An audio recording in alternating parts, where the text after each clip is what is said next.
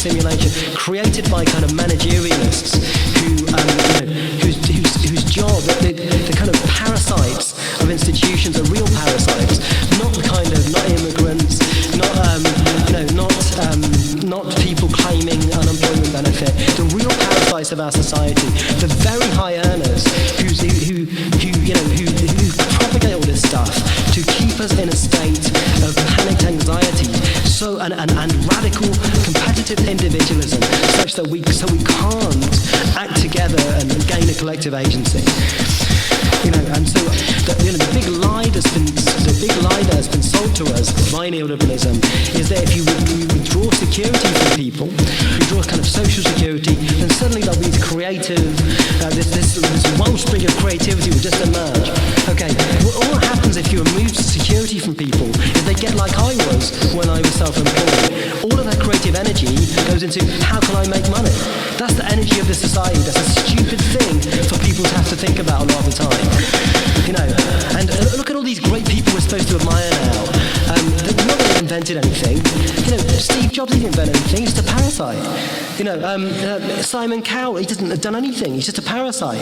What are these people good at? They're just good at making money, and that should be enough reward, right? If you want to if that's what you want to devote your life to, just fucking do it. But don't expect us to also admire you and just you be the model for everybody else all the time.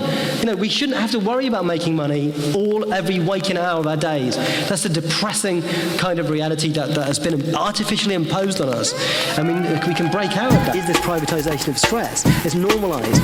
The fact that young people are depressed, who gives a shit? This is the idea. Young people are depressed, that's just part of life. It wasn't part of life. It was not part of life. The increase of the depression amongst young people is shocking. And, that ought to be the biggest possible indicator and condemnation of the world in which we're now living. It wasn't normal for young people to be depressed in the 70s, let's say. We've got to start off from that heroic conditions in which young people live. They're terrible conditions.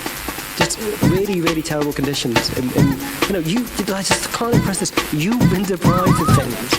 You've been deprived of things, and the things that you've been deprived of are being sold to you as benefits. It's a great new world. You've got all this stuff. You've got all this capacity to do things. It just isn't like that. And so, for variety of arguments, why did 90s was a decade of the emergence of cyberspace and of Prozac? And for him, there's two things that are totally related together. How did people cope with these new level of demands that were placed upon them? They started to take antidepressants, which are now very common, particularly amongst young people. Antidepressants as a hazing thing, which you can hear this like this downer haze. That's why Drake is really interesting. The new Drake record, full of this kind of electro downer haze. Everyone's on downers now to cope with just cyber blitz, whether it's antidepressants or other forms of kind of self-medication in order to cope with this. And the thing is that there's a breakdown at the end of the 90s, according to Berardi. There will be a breakdown. We cannot cope with this.